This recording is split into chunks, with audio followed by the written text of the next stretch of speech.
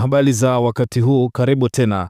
Ni wakati mwingine tena tunakutana hapa. Kubwa ni mzozo wa Mashariki ya Kati, vita kati ya Israel na Iran vikizidi kupamba moto, huku Marekani akiwa njia panda zaidi na akizidi kuchanganyikiwa kutokana na yote haya ambayo yanaendelea. Milipuko ikitikisa Iran, lakini pia makombora yakikumba Israel, huku mashambulizi yakiendelea kwa siku ya 5 moja kwa moja, huku ofisi ya Mossad ikilengwa mjini Tel Aviv, lakini pia na madai ya mauaji ya kiwango cha juu mjini Tehran. Kama nakumbuka ni kwamba rais wa Marekani Donald Trump alisema ya kwamba watu pale mjini Tehran, Iran waondoke, na tumeshuhudia msululu mkubwa mno wa watu, magari kwenye foleni kubwa mno wakiondoka Tehran baada ya rais wa Marekani akielekeza ya kwamba watu waondoke, huku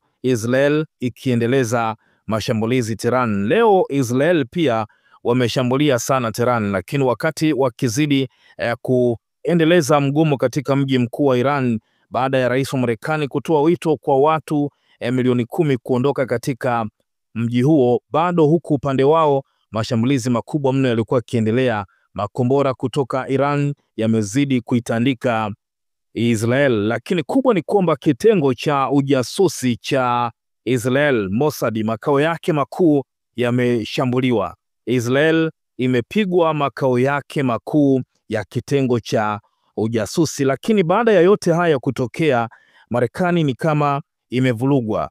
Ni tamko kutoka kwa rais wa Marekani Donald Trump ambalo ameliandika kupitia mtandao wake wa kijamii wa Truth Social ya kwamba kwa sasa Marekani inadhibiti anga la Iran, lakini pia sio tu kudhibiti, ni kwamba wanafahamu ni wapi alipo kiongozi mkuu wa Iran Ayatollah Ali Khamenei, na kwamba hawatamuua, lakini kubwa ni kwamba wanadhibiti anga la Iran, lakini pia wanafahamu ni wapi alipo. Sasa unajiuliza ya kwamba siku ambapo Iran wameshambuliwa na Israel, Marekani walijitoa kwamba wao hawahusiki na shambulio hilo, lakini Marekani tunafahamu ya kwamba yupo nyuma ya Israel. Kila kitu ambacho anakifanya Israel, Marekani yupo nyuma yake pamoja na washirika wengine. Lakini mashambulizi ambayo waliyafanya jana Iran usiku wa kuamkia leo, tumeshuhudia kwenye mkutano wa G7 Trump aliondoka, lakini hii ni baada ya mashambulizi makubwa ambayo yalikuwa yamefanywa. Sasa kabla tujaangalia kiundani zaidi alichokiandika ya kwamba wanadhibiti anga la Iran, lakini pia wanafahamu kiongozi mkuu ni wapi alipo. Na kwa nini nakwambia kwamba Trump amechanganyikiwa? Kwanza alisema kwamba wao hawahusiki, lakini sasa anasema kwamba wanadhibiti anga la Iran. Jana alianza kuchanganyikiwa baada ya mashambulizi kuwa makubwa mno. Unajua ni kwamba Iran imewashangaza mataifa kama Marekani pamoja na washirika wake. Hawakutegemea kuona jambo hili kutoka kwa Iran. Mashambulizi ambayo anayafanya Iran kipindi hiki yamekuwa ni makubwa mno kwa upande wa Israel. Sasa baada ya kuonekana mashambulizi yamekuwa ni makubwa mno, ni kwamba Israel ilipanga kupanua mashambulizi yake kwenye mji mkuu wa Iran, Tehran. Ndipo tumeshuhudia rais wa Marekani Trump akatoa onyo kwamba watu waondoke katika mji mkuu wa Tehran. Tumeona jinsi ambavyo msongamano mkubwa wa magari, watu wakijaribu kuondoka Tehran. Trump alisema kwamba Iran haiwezi kuwa na silaha ya nyuklia. Trump aliandika Jumatatu aliporejea Washington mapema kutoka kwenye mkutano wa kilele wa kundi la G7 nchini Canada. Kila mtu anapaswa kuondoka mara moja Tehran. Hapo awali jeshi la Israel lilikuwa limetoa wito kwa wakazi wapatao 330,000 wa kitongoji cha Tehran kuhama, lakini tamko la Trump lilikuwa ni watu wote kutoka Tehran kuondoka. Sasa mji mkuu wa Iran ni mojawapo ya miji mikubwa katika Mashariki ya Kati. Idadi ya watu wake wapatao milioni 10 ni takriban na sawa na ile ya Israel, lakini watu wamekuwa wakikimbia tangu uhasama huo uanze. Na hii sio tu kwa Iran.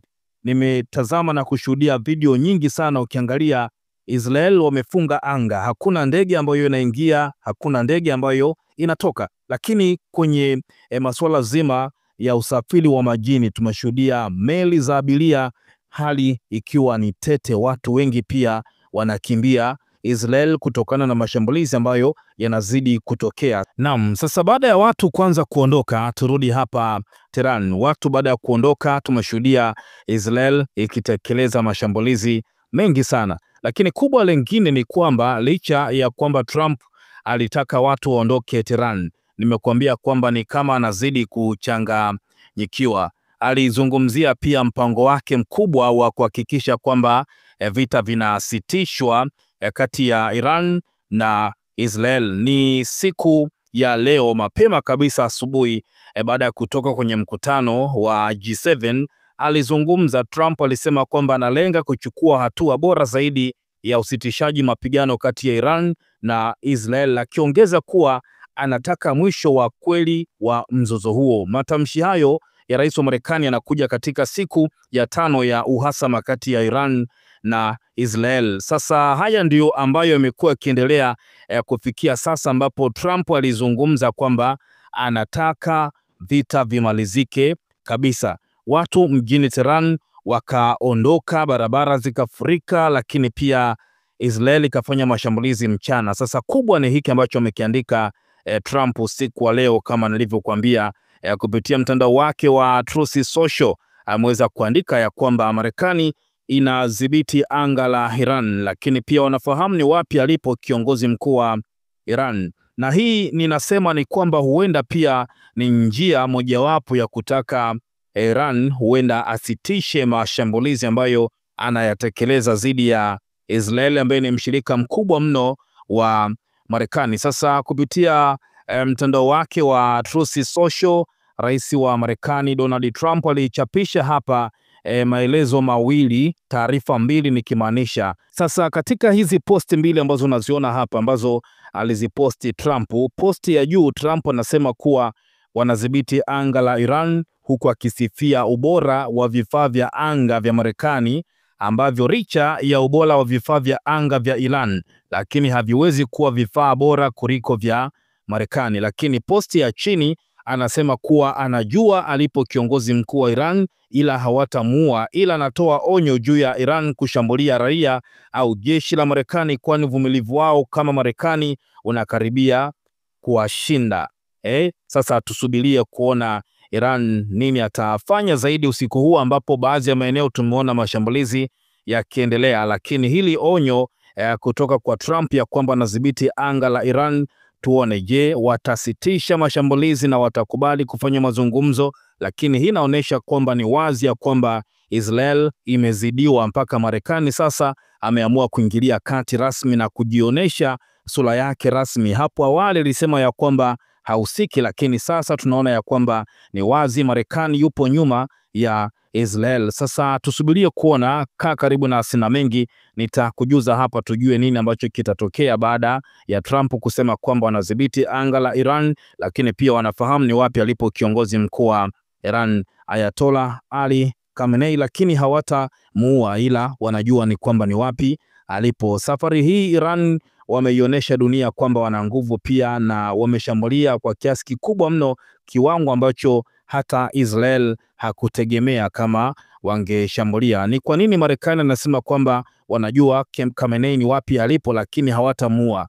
Nikukumbushe kwamba juzi hapa waziri mkuu wa Israel Benjamin Netanyahu alisema ya kwamba ili vita hivi vimalizike kabisa ni pale endapo watafanikiwa kumwangamiza kiongozi mkuu wa Iran Ayatollah Ali Khamenei. Lakini kubwa tusubirie zaidi kuona malengo yao Marekani pamoja na Israel baada ya hizi heka na kuonekana kuzidiwa, watakuja na kuchukua hatua gani zaidi. Lakini pia je, Iran wapo tayari kusitisha mapigano? Idadi kubwa ya viongozi wake wakubwa wamepoteza maisha, lakini pia tumeshuhudia IDF ikitangaza kwamba mkuu mpya wa majeshi ya Iran ambaye alikuwa anaratibu mpangilio mzima wa mashambulizi dhidi ya Israel wamemuua katika mashambulizi ambayo waliyafanya siku ya jana, ingawa bado Iran haijathibitisha taarifa hizo. Kaa karibu nami, nitakujuza mengi na vingi zaidi. Kubwa tuachie maoni yako kwa yote haya ambayo yanazidi kutokea Mashariki ya Kati, mapambano